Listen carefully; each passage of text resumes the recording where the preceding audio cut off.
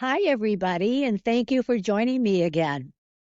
Today, we're talking about pregnancy challenges when the pregnancy disability exceeds FMLA and the employee has the baby and still is not ready to come back.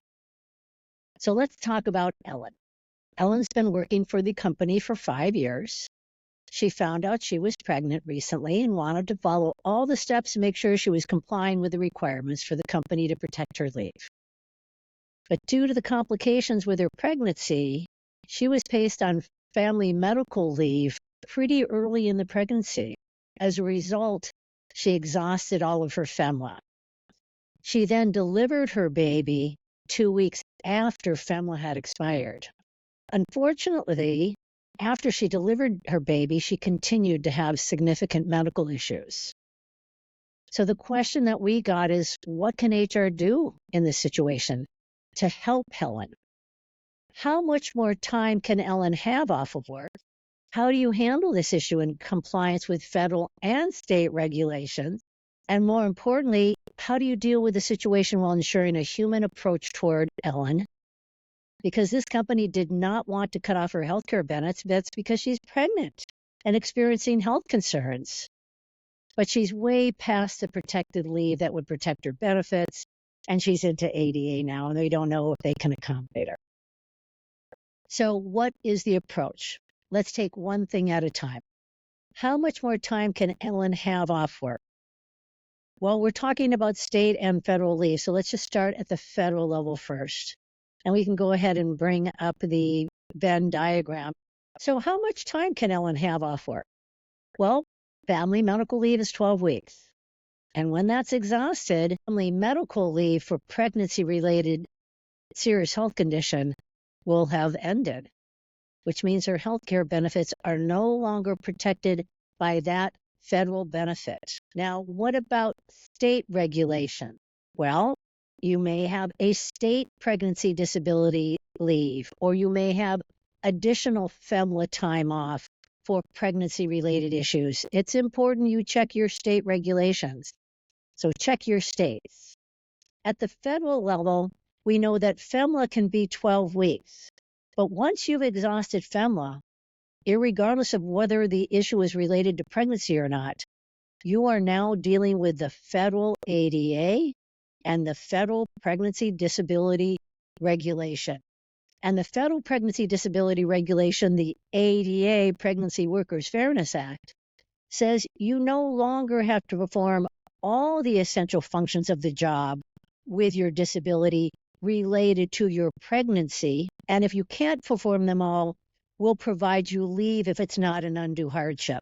Now let's talk about this for a minute. Many of us want to automatically give extra time after FMLA has exhausted and not go through the formal ADA good faith interactive process. This is a mistake. Your employees will assume they get it if you don't. And the criteria for ADA and Pregnancy Workers Fairness Act is very different than FMLA. ADA, it is only required to provide assistance if it's not an undue hardship. So please make sure you've got a very sound undue hardship analysis process so you are not inadvertently providing extra benefits to pregnant women beyond what is required in the Pregnancy Workers Fairness Act. Now, I want to say this with a degree of clarification that this is not to impact anybody, but this is to assure that you are consistent and compliant with all of your regulations, and you're not creating separate special categories of disabled people, like pregnant women. We absolutely do not mess with pregnant women, and we protect them at all costs. We don't even get into the difficulty of accommodation for regular accommodation requests.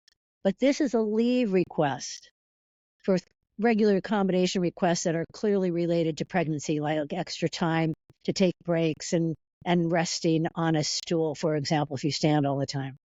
But that's very different than straight leave. Straight leave, or even leave with on-site accommodation with pregnancy, still requires it not to be an undue hardship to the organization.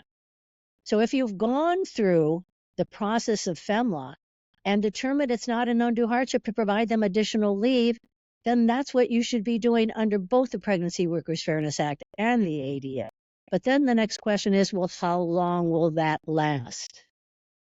And we're back to then, well, under ADA, we need to have a predictable return to work date. And if you don't have one, we might give you a little more flexibility with pregnancy, but unpredictable, unreliable attendance is an undue hardship under the ADA. It's going to be undue hardship under the Pregnancy Workers Fairness Act. Your consistency with the way you implement that undue hardship will be important. So now let's talk about how do you deal with the situation while ensuring a human approach. Here's the challenge. When FMLA ends, so does our health care protection. Unless you've got another company policy or you've got a state regulation, and you may check out the map, that also protects health care benefits.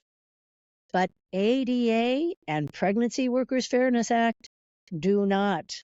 And I'm not aware of any state ADA regulation that protects health care benefits. So unless you've got a company policy that extends their health care benefit protection, you are cutting off their health care benefits. Now, does that mean that you couldn't extend them because you have a standard operating procedure that extends them for 6 months if your employees pay the copay or they signed a contract that they will then allow you to take money out of their checks once they start coming back to work again at a certain amount till they pay you off? Sure, but those are all company policies. They become standard operating procedures, and you apply them across the board evenly to anybody who loses their medical benefits because they've exhausted FMLA, regardless of why they are being protected after. So because it's a company policy.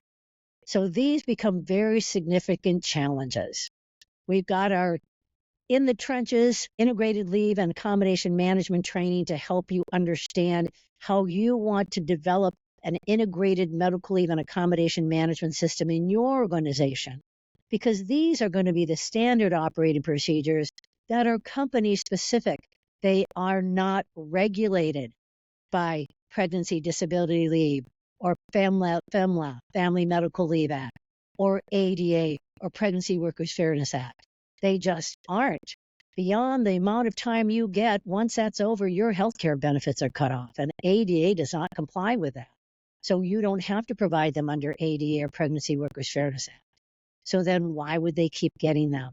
And even if you want to be very empathetic and very generous, just make sure you're doing it for everybody the same way who finds themselves in the same position. FMLA has exhausted and they have an additional need for leave. And it's important they keep their health care benefits. It's important to everybody. Very important for Ellen, of course. But everybody wants to keep their health care benefits. So make sure you've discussed that as a company policy instead of trying to deal with employee by employee. Thank you, everybody. I hope that helps you. Let us help you become the expert.